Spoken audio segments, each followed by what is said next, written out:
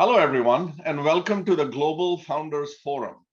We are fortunate to have with us today Dheeraj Pandey, an icon in the Silicon Valley and actually around the whole world. And Dheeraj, I believe, is someone who really epitomizes diversity around his spectrum of achievements. Dheeraj, thank you for joining us. Thank you, Himanshu, for this thing, and looking forward to getting to know and also see how I can actually chime in. Sure. Yeah. I mean, Dheeraj, for those of you who don't know, is currently the chairman and CEO of DevRev.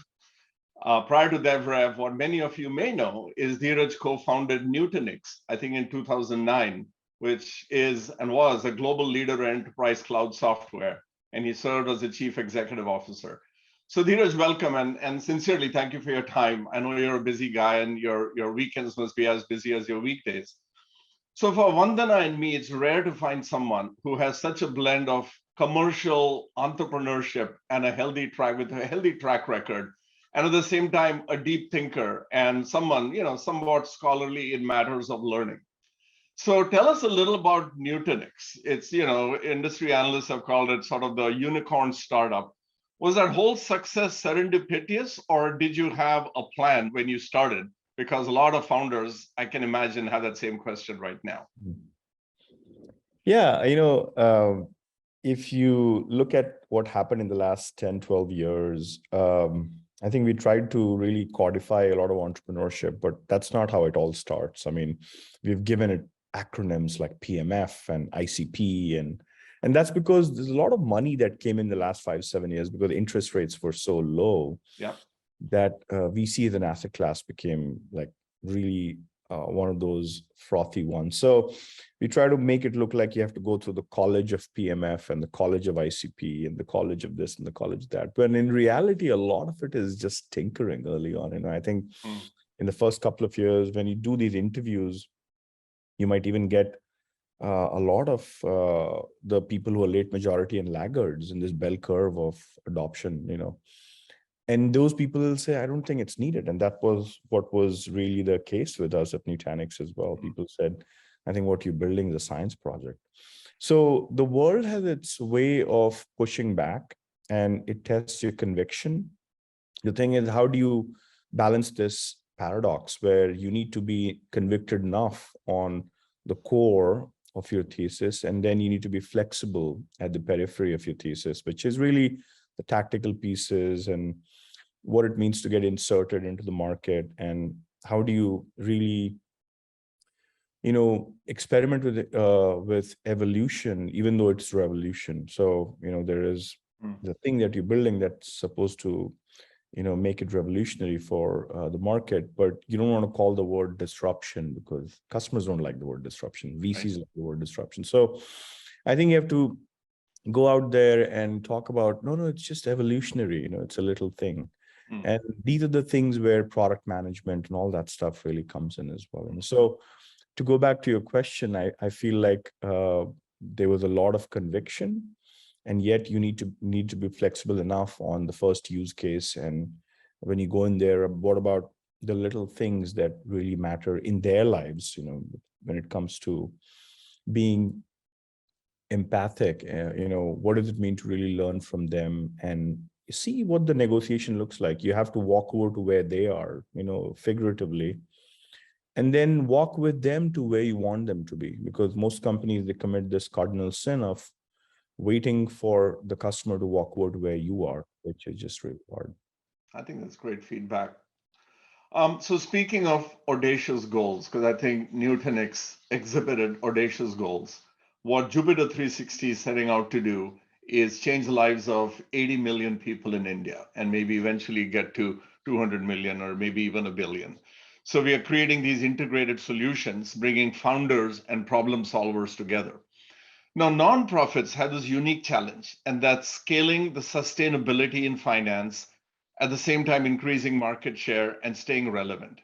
The funds are never enough, and there's always a disconnect. And I've seen this across several nonprofits that I've worked with Vandana Tilak with, is there's a disconnect between your intent and your impact. You set out to do great things, and then after a while, a year or two later, you realize you didn't even move the needle.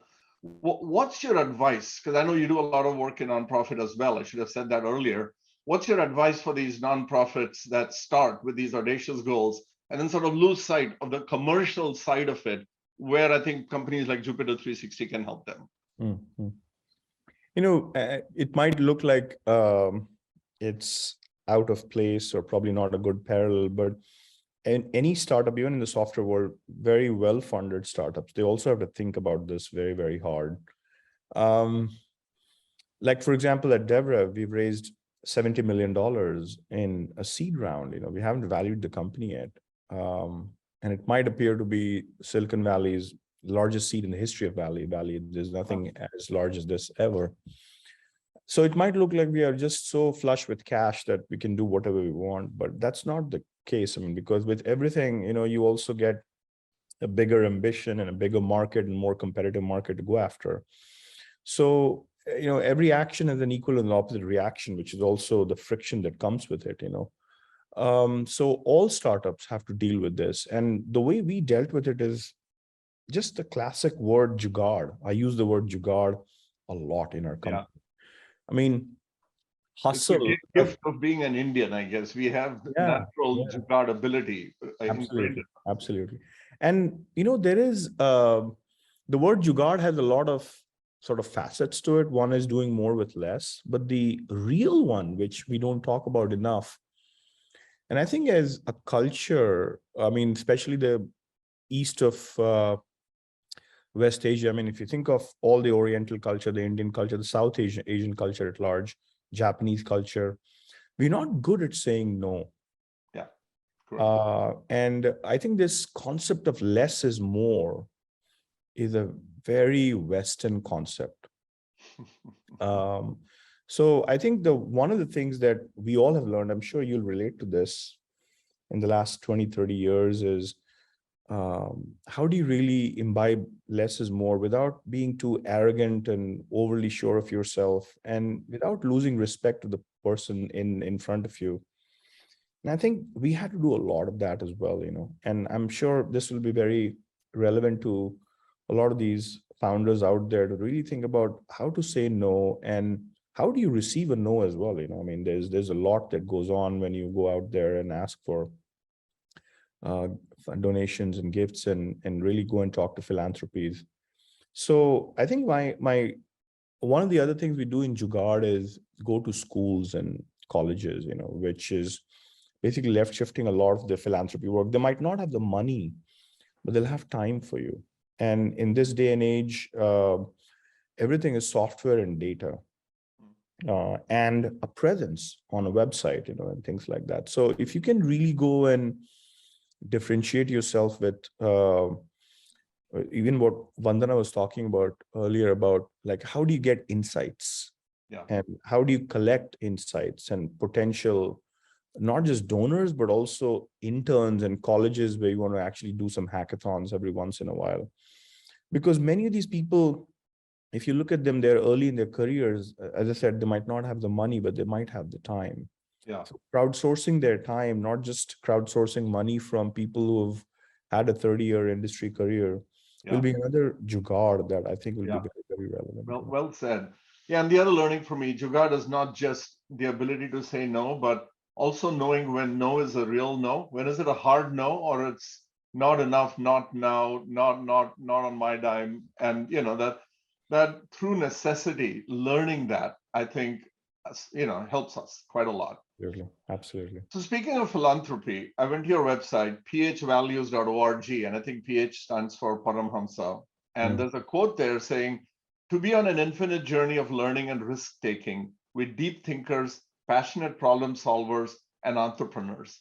Can you unpack that a little bit? Because there's a lot in there, and I was trying to understand the deep meaning, the summary of that. What led you to that quote? The foundation of that foundation, no pun intended, is risk. We took a lot of risk in our lives, and some of what we want to really go and work on is life sciences and biotech. We recently did that with the University of Texas at Austin, and we're doing that with other schools. Just going as left as we can when it comes to understanding cancer, for example, going deep in cancer and trying to really figure out what do we go and fund, and how do you bring people together? Because, at the end of the day, cancer can be solved just by researchers in the field of traditional oncology, but you need to get computer science people, AI and machine learning people, a lot of biophysicists and biochemists who might not have AI models, machine learning models or AI models, might have statistical models that might be good enough. It only has 5 to 7 parameters to really deal with. So how do you bring all of them together? Yeah. Yet you take big risks. I think, we're taking some big risks right now, as I said, in research, and we'd love to keep doing more of this going forward as well. I think my message to Jupiter 360 and the founders around them is also to see what it means for them to look at this as not just non-profit, because the word non-profit to me is a downstream qualifier. Upstream, they're all founders, just like you and I. Yeah. And the idea of risk is no different for them either, and how do you really know that for every 99 no's, there's a yes? That's what entrepreneurship is all about. Yeah, great point. So much has been written about social change, and we meet so many that have the great intention to have an impact on social change, whether it's climate or hunger or water. I mean, we have in our foundation 17,000 feet that's providing education for children in India who live at an altitude of 17,000 feet or higher. And I was shocked at, the bare necessities that don't get met. And again, being part of a now thriving economy.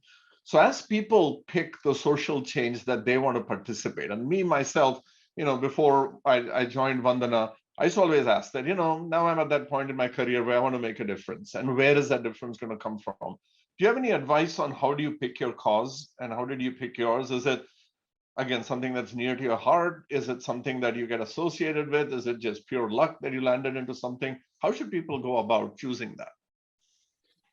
For me, Himanshu, it was about learning. It really was about, can I go deeper and can I keep my gray cells sort of hydrated even as I age? So as long as there's learning involved, and you can converge it with other interests of your life, so it's not divergent from everything else you do. So for us, it was also investing. We have a family office, and we figured we go and really do some investments into cutting edge research out there too. So I think it has to be somewhat convergent with whatever else your interests are. And all of a sudden it wouldn't look like it's totally out of place. And then the more important one is learning. And not just learning from books and research and reports, but also learning from people as you go and spend time with them. Because every 10 years, and I'm sure you're going through the same thing, every 10 years, your priorities change. I look at my life in slabs of 10, and I know that the next 10 will have to look very different than the last 10. Yeah. So one of the challenges of any entrepreneur is balancing time and priorities. And, especially we live in a world today where the future of work has become completely nonlinear. And thank God for that. That whole, democratization on how work is being done. In fact, at Cornerstone, our whole focus is reshaping that future of work. So for someone like you, who is a planet-sized ambition and a 24-hour day, how do you balance that? How do you sort of keep sanity? Because I think this is a question you hear about fatigue and COVID fatigue and all of that. We've been through a lot as humanity. How do you do it? How do you sort of keep that sensibility around you and still manage so much? Well, it is a really hard thing, and there's a lot of worries, a lot of concerns. Founders have to go through a lot of mental fatigue, which is probably underestimated in most circles. And I'm pretty sure a lot of the founders who are associated with Jupiter 360 will also relate to this. I think the only thing that is an antidote to all this worry and angst and anxiety is the fact that you love doing what you do. And I think Steve Jobs said this really well. This is 2005. I think there's D3 conference, or there was a conference in which people were really saying, how do you keep going? Because Apple had not made it at that time. 2005 was still when his thesis was playing out with music and iPods, and we didn't have iOS or anything which was touchscreen yet. It was still the dial screen, iPod. And he basically said, if you can't love what you do, then it's really, really hard, because most of the results will be looking like a failure and only one thing has to succeed. And I think that's equally true for all of us. We have to love what we do. Otherwise, it's just really, really hard. Not worth it. Yeah, for all the time and life commitment we make. I think that was very educational, Dheeraj. I think there are people here who, if they haven't gone and checked your background out, they should look at phvalues.org. But then again, it is difficult. It's very lonely being an entrepreneur. You sort of can't go and open up your soul to the world and expose vulnerability. So the last question for you is, at times of need, when you needed help, and let's say non-financial help, because there are ways to raise capital, there aren't ways to sort of raise ideas. How did you reach out, and who did you reach out to, and what should people be doing when they feel they're in the funk and they can't get out? It's the people, and I know it's very cliche to say this, but there is my favorite movie in life is Darkest Hour. And everybody should watch it. It's that good. I'm sure you have seen it. I have, yeah. Times. And even though Churchill's record with South Asia was checkered, there's a part there's a part of him that was brilliant. And at the same time, he knew the pulse of the people. And he knew that the senators or the parliamentarians were confused because they had something to lose. They had a lot to lose before they decided to go to war back in the World War II. And I think he would go to the London Tube and would ask people, what should we do? Yeah. And at the core of entrepreneurship is, when you get confused with people around you, you have a lot to lose. How do you go to people who have nothing to lose? Because that's where you get courage. I think you find courage to keep moving. When you go to people who basically say, look, we are with you and we will fight with you, which is exactly what the Londoners in the Tube actually said. I think it's equally true for companies and nonprofits. You got to go to the people first and ask them. And you'd be surprised how much of energy they can actually give you. Because many times when you have an executive team, they all have a lot to lose. But you go to the people, they're the ones who want to keep going. Well said. Well said. I wish we had more time, Dheeraj. This has been very educational. As our viewers will know, success is not a coincidence. It requires conviction. It requires strategy. And then again, as Dheeraj said, it requires the humility to go out and talk to your customers, to your users, and ask them, am I doing this right? And I'm sure many people are going to take a leaf out of that book. Dheeraj, before we close out, any closing thoughts from you? Well, first of all, I really appreciate this conversation and feel I'm honored for this. The set of questions that you asked, to be able to even reach the founders that I just haven't ever met, and hopefully we look forward to meeting them at some point in my life. I come to India very often as well, 4 times a year at least. So I look forward to getting to meet some of the people. That would be fantastic. Thank you again, Dheeraj, for your time, and we'll get back to the rest of the program. Thank you.